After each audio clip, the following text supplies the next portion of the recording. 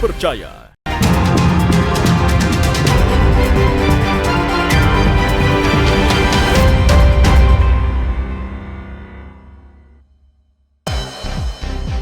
Dua anggota BRIMOB gugur ditembak kelompok kriminal bersenjata.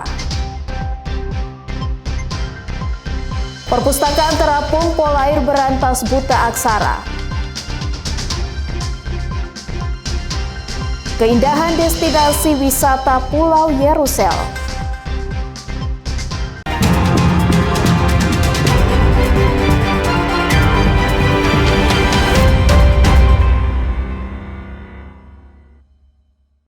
Selamat pagi saudara, apa kabar Anda hari ini? Selain ketiga informasi tadi, sejumlah informasi dan berita menarik lainnya akan kami hadirkan untuk mengisi rangkaian berita Kompas Sorong sepekan hari ini. Selama 30 menit ke depan bersama saya Ece Dias, inilah Kompas Sorong sepekan selengkapnya.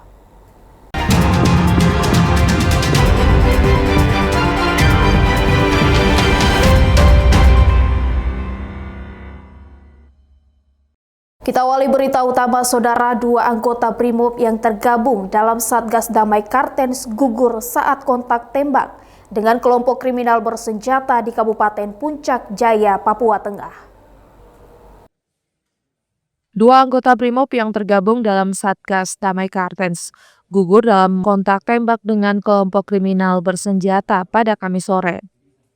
Kasatgas Damai Kartens Kombes Pol Yusuf Sutejo bilang, kontak tembak terjadi saat kedua personil mengendarai sepeda motor di Kampung Usir. Dalam perjalanan, keduanya ditembak dari arah ketinggian sehingga keduanya melakukan tembakan balasan dan terlibat kontak tembak.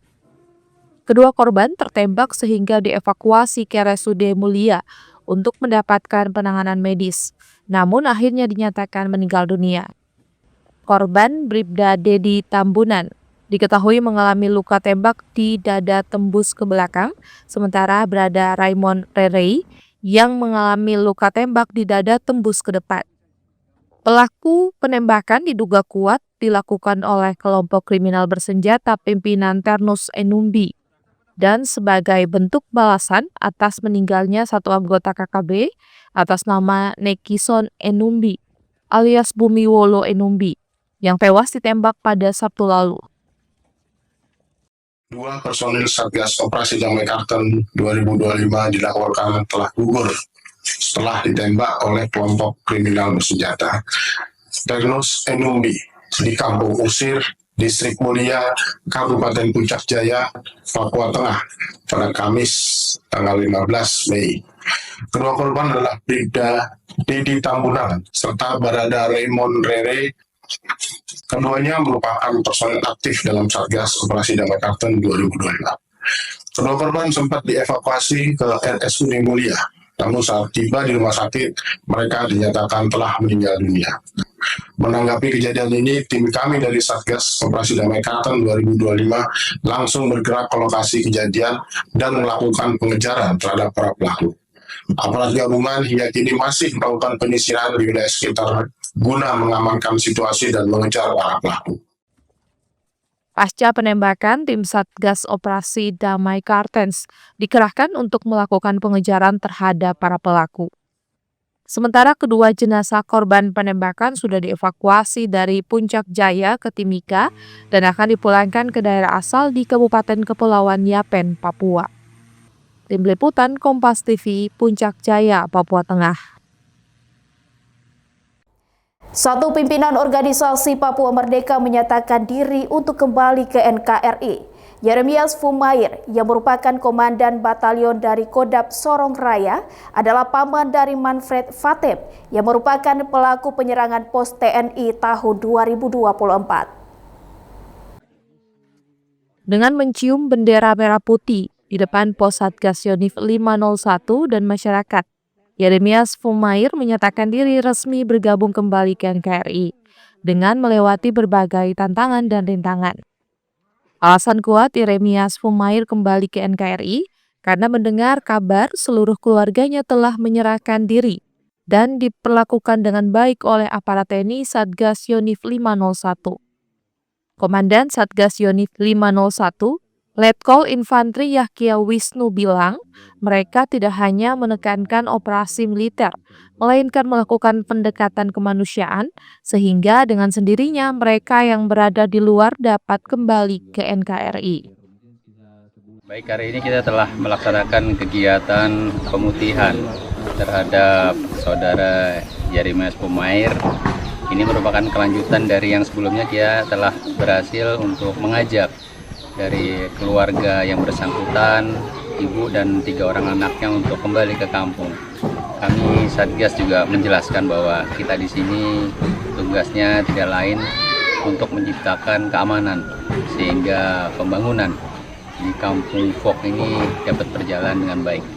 Besar harapan kami dengan kembalinya Bapak Jeremias Pumair ke NKRI bisa bergabung bersama prajurit TNI Satgas 501 Banjar Yuda untuk sama-sama menjaga keamanan di kampung, sama-sama menjaga pembangunan, menjadikan Kampung Fok ini menjadi kampung yang nyaman. Jeremias Pumair merupakan paman dari Manfred Fatem yang merupakan pelaku penyerangan pos TNI tahun 2024. Tim Liputan Kompas TV, Sorong, Papua Barat Daya. Warga dan tim kantor pencarian dan pertolongan kelas A Sorong berhasil menemukan 1 warga yang diterkam buaya di Sungai Klamono, Kabupaten Sorong dalam keadaan meninggal dunia. Setelah melakukan pencarian 2 hari oleh warga dan tim SAR gabungan, 1 warga yang diterkam buaya di Sungai Klamono, Kabupaten Sorong, berhasil ditemukan dalam keadaan meninggal dunia. Jarak dari lokasi kejadian dan ditemukan jenazah korban kurang lebih 10 km. Tim SAR gabungan kemudian membawa jenazah korban dari lokasi kejadian untuk diserahkan kepada pihak keluarga. Korban atas nama Tri Mulyono berhasil ditemukan oleh tim SAR gabungan dalam keadaan meninggal dunia dengan lokasi penemuan korban serta jarak dari lokasi kejadian dengan ditemukannya korban itu kurang lebih 8 km. Selanjutnya korban tersebut dievakuasi dan dibawa ke rumah sakit dan diserahkan ke pihak keluarga. Warga yang tinggal di bantaran Sungai Klamono dihimbau untuk selalu waspada, mengingat lokasi tersebut terdapat binatang buas. Flora Batlayeri, Kompas TV, Sorong, Papua Barat Daya. Perpustakaan terapung Polair berantas buta aksara. Nantikan informasi selengkapnya usai jeda berikut ini.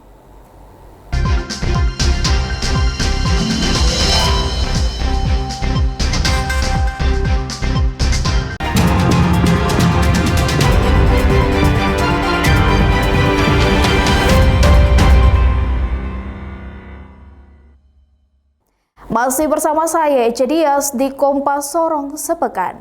Saudara, selain menjaga keamanan di pesisir, Satuan Polair Polresta Sorong Kota menghadirkan perpustakaan terapung dengan memanfaatkan kapal patroli guna membantu berantas buta aksara di pulau-pulau yang ada di Kota Sorong, Papua Barat Daya. Tak hanya menjaga keamanan laut, Satuan Polisi Perairan Polresta Sorong Kota kini turut mengarungi samudera dengan program perpustakaan terapung demi misi memberantas buta aksara. Dengan perpustakaan terapung, para personil Polair membawa buku-buku hingga ke pulau-pulau terpencil di Kota Sorong, Papua Barat Daya, guna membuka jendela dunia bagi anak Papua yang selama ini masih sulit mengakses pendidikan. Perpustakaan terapung ini yang mulai terlaksana sejak April 2024 merupakan program unggulan Kabar Harkam Polri, di mana anggota Polair mendesain kapal patroli RAM sebagai perpustakaan yang tersedia sejumlah buku-buku dari buku bacaan, cerita hingga buku pelajaran sekolah dasar hingga sekolah menengah pertama. Seminggu sekali perpustakaan terapung akan mengunjungi anak-anak di pulau. Setelah tiba di pulau, anak-anak akan dikumpulkan dan dibawa menggunakan kapal kecil ke dermaga darurat untuk belajar bersama. Bahkan ada personil juga menjadi guru untuk mengajarkan anak-anak membaca, menghitung, hingga bernyanyi bersama. Melihat potensi anak-anak yang ada di kepulauan yang setiap sorenya kami lihat hanya bermain di pasir atau di pantai, main bola atau main mungkin ini kesempatan kami untuk menggunakan waktu ini untuk mengedukasi mereka untuk bisa menambah pengetahuan, informasi lewat perpustakaan terapung yang sedang kami laksanakan sekarang ini. Inisiatif Satuan Polisi Perairan didukung penuh oleh Kapolresta Sorong Kota Kombes Happy Perdana Yudianto, yang juga turut mengunjungi anak-anak di pulau untuk belajar dan bermain bersama. Kegiatan ini bertujuan memberikan ruang membaca bagi anak-anak, mengingat tanpa gerakan ini anak-anak sudah jarang untuk meningkatkan pengetahuan mereka melalui membaca. Selain itu juga membantu mereka untuk mengakses ruang baca yang masih minim di pulau. Untuk memberikan ruang membaca buat anak-anak semua. Ya, kita ketahui lah anak-anak kita ini kan harus kita pacu lagi untuk gemar membacanya. Kemudian kita beri semangat lagi untuk gemar membacanya karena kita tahu bahwa di kepulauan ini sangat minim perpustakaan. Maka dari itu kita berinisiatif untuk memberi bantuan pada anak-anak ini untuk supaya mereka lebih gemar membaca.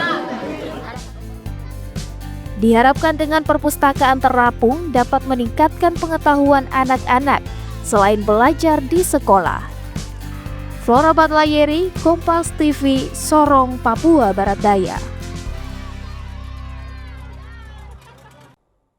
Saudara, salah satu kesenian tradisional budaya Papua yang masih dilestarikan saat ini adalah menokok sagu. Di Sorong, Papua Barat Daya, puluhan pelajar dari SMP hingga SMA SMK belajar menokok sagu secara tradisional, budaya dari suku Moi dan Inanwatan. Saudara, inilah keseruan pelajar di Sorong, Papua Barat Daya yang menokok sagu secara tradisional. Mereka sangat antusias belajar sekaligus lestarikan budaya Papua. Sagu dikenal sebagai bahan makanan lokal yang bisa diolah menjadi beberapa jenis makanan. Namun sebelum menjadi makanan harus melalui beberapa tahapan. Pertama, pohon sagu dibelah kemudian ditokok. Ini merupakan cara tradisional dari suku Moi dengan cara duduk dan suku Inanwatan dengan cara tokok sambil berdiri.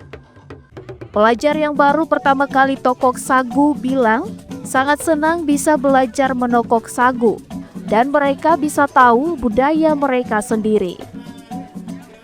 Karena lahir di kota jadi orang kota, maksudnya tinggal di kota, lahir besar di kota, terakhir kampung, terakhir kota, orang tua untuk sagu, jadi ini baru pertama kali. Oke, sekalian belajar juga ya? Iya. Merasa senang juga dan agak capek kita karena togok.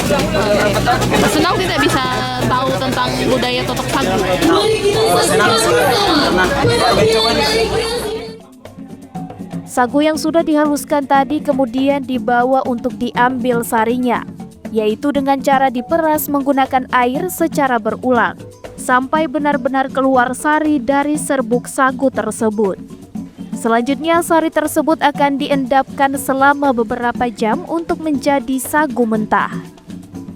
Kegiatan tokok sagu oleh pelajar ini merupakan inisiasi dari akademisi, bekerja sama dengan Kementerian Kebudayaan, dalam rangka melestarikan budaya Papua yang dilakukan dengan cara tradisional. Kita mengangkat tokok sagu ini karena sagu adalah bahan pokok makanan kita yang ada di wilayah Papua ini.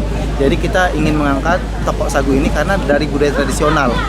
Karena sekarang ini banyak orang-orang menggunakan mesin semua dalam mengolah sagu tersebut. Jadi kita menampilkan bagaimana cara tradisional yang terdahulu dari nenek moyang kita sehingga generasi muda itu kenal dengan cara menokok sagu itu di kemudian harinya nanti. Tidak hanya sampai di proses tokok sagu, melainkan para pelajar juga diajarkan mengolah sagu mentah menjadi papeda, makanan khas Papua. Untuk mengolah papeda, pertama sagu mentah tadi diaduk menggunakan air dingin, kemudian melalui tahap penyaringan untuk memastikan tidak tersisa serbuk-serbuk. Setelah itu akan diaduk kembali menggunakan air panas hingga mengental. Sagu yang diolah menjadi papeda kemudian disantap bersama dengan menu ikan kuah kuning. Flora Batlayeri, Kompas TV, Sorong, Papua Barat Daya. Keindahan destinasi wisata Pulau Yerusel. Nantikan informasi selengkapnya usai jeda berikut ini.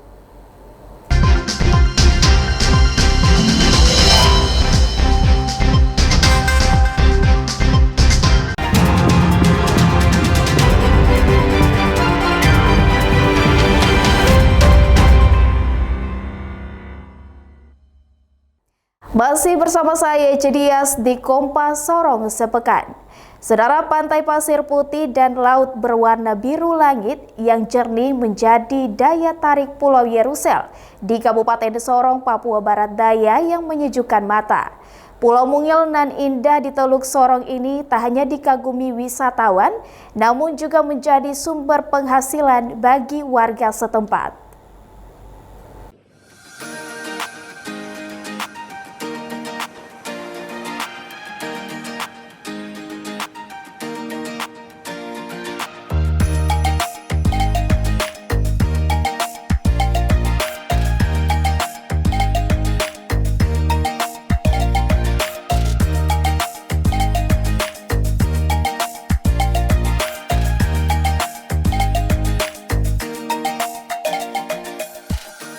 Tak hanya Kepulauan Raja Ampat di Papua Barat Daya yang memiliki destinasi wisata bahari yang indah.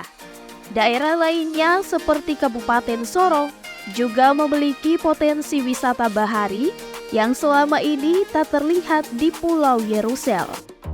Pulau ini terletak di wilayah Kampung Arar, Distrik Mayamuk. Nantinya di dermaga tersebut sudah tersedia perahu motor yang disewakan nelayan setempat menuju Pulau Yerusel. Perjalanan ke Pulau Yerusel dengan perahu motor memakan waktu selama 10 menit saja. Dengan biaya sewa perahu motor pulang pergi per orang sebesar Rp30.000. Ketika tiba di sana, mata pengunjung akan dimanjakan hamparan pasir putih di bibir pantai. Laut Pulau Yerusel berwarna biru dan jernih, serta terdapat deretan terumbu karang yang indah. Tempat ini sangat cocok bagi pengunjung yang ingin menyelam ke dasar lautan atau snorkeling, yakni menyelam hanya di permukaan laut. Terdapat juga kawasan hutan mangrove di Pulau Yerusel. Pulau Yerusel dikelola seorang warga Kampung Arar bernama Saleh Mailibit. Selaku pemilik hak ulayat, pria berusia sekitar 60 tahun ini mengubah Yerusel dari pulau tak terurus menjadi tempat wisata sejak tahun 2022. Dengan menggunakan modal sendiri, Saleh membersihkan seluruh kawasan pulau itu dan mendirikan sejumlah pondok wisata yang disebut Honai. Tarif masuk ke Pulau Yerusel senilai Rp5.000 per orang. Sedangkan biaya sewa setiap pondok bervariasi antara Rp25.000 dan Rp50.000. Saleh mendapatkan pemasukan yang signifikan dari pengelolaan Pulau Yerusel. Saat momen libur keagamaan dan sekolah, ayah 4 anak ini bisa meraup penghasilan Rp1,5 juta per hari. Berkah yang diraih Saleh dari Pulau Yerusel tak hanya untuk kebutuhan hidup sehari-hari keluarganya. Ia juga berhasil menyekolahkan salah seorang putrinya hingga jenjang perguruan tinggi. Tempatnya ini saya punya tempat, ini artinya punya tempat. Kira-kira kalau saya olah seperti begini berarti masa depannya untuk saya punya anak-anak. Punya masa depan bukan apa tapi untuk sekolah, jaminan sekolah apa ya tahu. Bisa mulai usahakan sampai sepuana itu sekolah sampai sekarang ya syukur-syukur alhamdulillah bisa masuk kuliah juga kan hasilnya dari sini juga. tidak Bapak ada. kalau boleh tahu nih biaya masuk ke sini berapa nih Bapak ke Pulau Yerusalem? Kalau masuk di sini hitung per kepala hanya 5.000. Kalau masalah lombot itu kan semua lombot dari Kampung Arar. Nah, jadi lombot itu kan nanti bicaranya dengan orang yang punya lombot, kan dia biasa pakai masuk ke sini PP 30.000. Kalau untuk tarif puluh 5.000 saja per kepala. Nah, mungkin di situ orang rasa tertarik di situ karena memang hanya mungkin ongkos penyeberangannya yang agak sedikit mahal karena 15, tapi kalau tarif ke puluh itu hanya 5.000 per kepala. Keindahan Pulau Yerusalem pun diakui Kinasti, salah seorang pengunjung yang datang dari kota Sorong. Kinasti bersama keluarganya telah berkunjung ke pulau ini sebanyak 2 kali. Karena menurutnya Pulau Yerusalem menjadi salah satu destinasi wisata dengan keindahan alam yang memukau, biaya terjangkau dan sangat bersih. Ia berharap tak hanya tersedia pondok wisata, namun juga lapak pedagang aneka kuliner sehingga dampak ekonomi tempat ini semakin meluas.